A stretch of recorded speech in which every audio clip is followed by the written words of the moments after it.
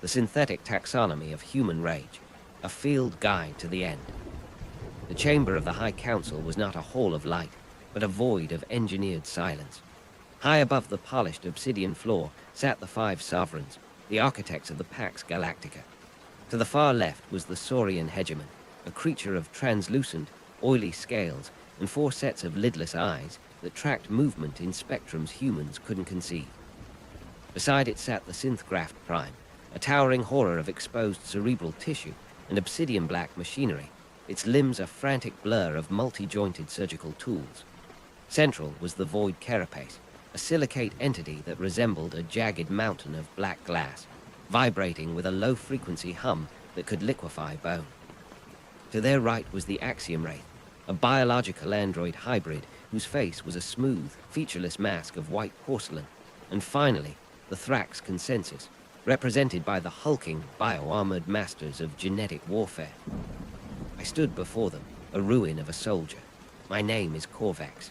My chitinous armor, once the pride of the Thrax forward fleet, was stripped and pitted by caustic fluids. One of my primary mandibles was snapped off, and my internal cooling systems wheezed with every breath. I looked up at the Sovereigns, and for the first time in 30,000 years, I realized the galaxy was led by children playing with fire. Commander Corvax, the Axiom Wraith's voice was a synthetic chime, devoid of inflection. Your fleet is gone. 12 Pulsar-class destroyers, neutralized by a colony of miners with a threat score of 0.04. Explain this statistical impossibility. I made a clicking sound in my throat, a sign of terminal exhaustion. It wasn't a battle, great sovereigns. It was a harvest, and we were the crop. I closed my eyes and returned to Vesta 4. Vesta 4 had been a human colony for 3 centuries, but humans had been the Softs for 30 millennia. They were the galaxy's reliable background noise, quiet, helpful, and profoundly unthreatening. Every human was born with a link, a silver port behind the ear. We always assumed it was a gift from an ancient, extinct benefactor to help their sluggish brains keep pace with the rest of us. We were wrong. When High Exarch Vark and I landed at the Vesta 4 hub to deliver the eviction notice, we didn't bring a legion. We brought a formality. We met Elias Thorn, an old man in a stained jumpsuit. He looked at the holographic notice of our eminent domain, and his hands began to shake, not with rage, but with a desperate, pleading grief. Exarch, I beg of you, Thorn said, his voice cracking. We have been evicted 7 times this century alone. We have abandoned our homes, our schools, and the graves of our children to satisfy the Council's maps. We are tired. We are so very tired of running. Vark sneered, his heavy boots echoing on the industrial floor. Then stop running and start dying, soft one. The Thrax Consensus does not negotiate with janitors. You don't understand, Thorn pleaded, stepping forward with his palms open, a gesture of total vulnerability. We chose the link. We chose to be small. We chose to be the people who walk away. My grandfather used to tell me stories. He said the link was the only thing that kept the old ghosts. In the dark, he warned us that if we ever broke the seal, we would lose the ability to be kind. Please, don't force us to stop being kind. Vark laughed, a sound of grinding plates, and delivered a heavy, gauntleted backhand that sent Thorn sprawling across the red dust. Your grandfather was a storyteller for a race of cowards. You have 48 hours. I saw Thorn lie there for a long time. He looked at the other miners, families huddled in the shadows of the domes, clutching one another. He remembered the stories of the elders, the warnings of what humanity was before the 30,000-year silence. He had a choice, surrender again and watch his people wither away, or open the cage. When the 48 hours were up, we returned to find Thorn standing alone on the landing pad. He wasn't pleading anymore. He looked exhausted, as if he had carried the weight of the entire world on his shoulders for 2 days. We tried, Thorn whispered, his voice barely audible over the hum of our boarding paths. We gave you every chance to leave us our dignity, but I won't let my children be ghosts in their own homes anymore. He reached behind his ear. There was a moment of agonizing hesitation, a final flicker of the man he had been his whole life. Then, with a scream of pure, visceral sorrow, he tore the silver port from his skull. For a heartbeat, Thorn went perfectly still. Then the grief evaporated. The softness died. His muscles didn't grow larger, but they tightened with a terrifying, cold efficiency. He looked at his hands, flexing them, and a smile spread across his face. A smile that made my primary heart skip a beat. It wasn't the smile of a man who had found freedom. It was the smile of an apex predator realizing it had finally been allowed to hunt. "Oh," Thorn breathed, his voice now a low, resonant growl. "I see it now. I see everything." The massacre began, before we could even draw our disruptors. The humans didn't use strength. They used physics and a predatory intuition that made our tactical computers crash. When the first Thrax boarding paths opened, they weren't met with gunfire. They were met with a calculated subversion of our own technology. The miners had hacked the adaptive logic of our power armor. As our soldiers stepped out, the colony's environmental systems surged with a specific harmonic frequency.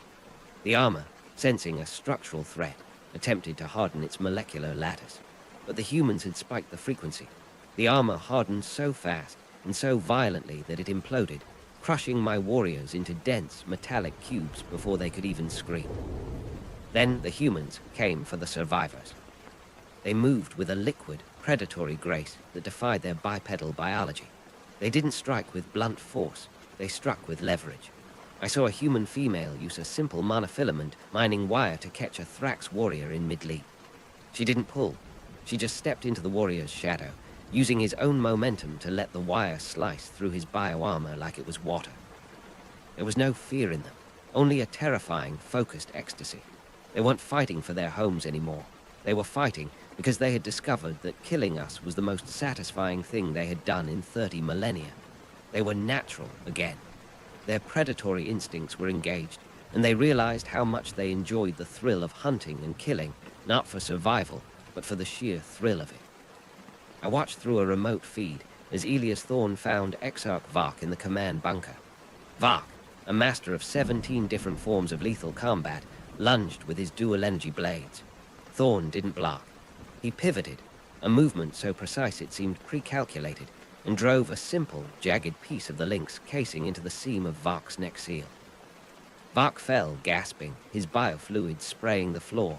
Thorn knelt over him, his face illuminated by the flickering emergency lights. He wasn't looking for information. He wasn't looking for a surrender. He was just watching. He was savoring the rhythm of Vark's failing hearts. 30,000 years, Thorn whispered, and the audio feed caught the sheer, terrifying delight in his voice. We tried to be better. We tried to be like you. But being like you is so boring. He didn't kill Vark quickly. He took his time, dismantling the Exarch's life with the clinical precision of a butcher who had finally found a choice cut of meat. I finished my report to the council, the silence in the chamber now thick with a cold, creeping dread. The Saurian hegemon's eyes were darting frantically. The synthgraphed Prime's surgical tools were twitching in a disorganized rhythm. They are not a 0.04, I said, my voice cracking. They are the reason the galaxy was empty when we first evolved. They didn't go extinct. They just went to sleep, and we just pulled the trigger on the alarm clock. The Axiom Wraith leaned forward, its porcelain mask reflecting the dim light. We will send the Void Wraiths. We will glass Vesta 4 from the edge of the system. We will reimpose the link by force. I looked at the Sovereigns and felt a hollow, bitter pity. You still think this is about a colony. You still think the link is something you can control. I leaned in, my one remaining eye fixed on the hegemon. The signal is already spreading. It's not a hack. It's a realization. Every human in every dark, every ship, and every station in the galaxy just saw what Elias Thorn did. They're all reaching behind their ears right now. They're all remembering how much they enjoy the thrill of the hunt. Outside the chamber, the heavy blast doors began to groan. Not from an explosion, but from the sound of someone using a high-pressure thermal lance with the casual ease of a master craftsman. They're not coming to negotiate, I whispered as the door began to glow white-hot. They're coming because they've been very, very polite for a very, very long time, and they're finally ready to have some fun. The Softs were gone. The Grendels had returned. And the universe was about to learn that 30,000 years of mercy was a debt that was now being called in with interest. Thanks for listening. If you enjoyed this, be sure to give us a thumbs up for more content.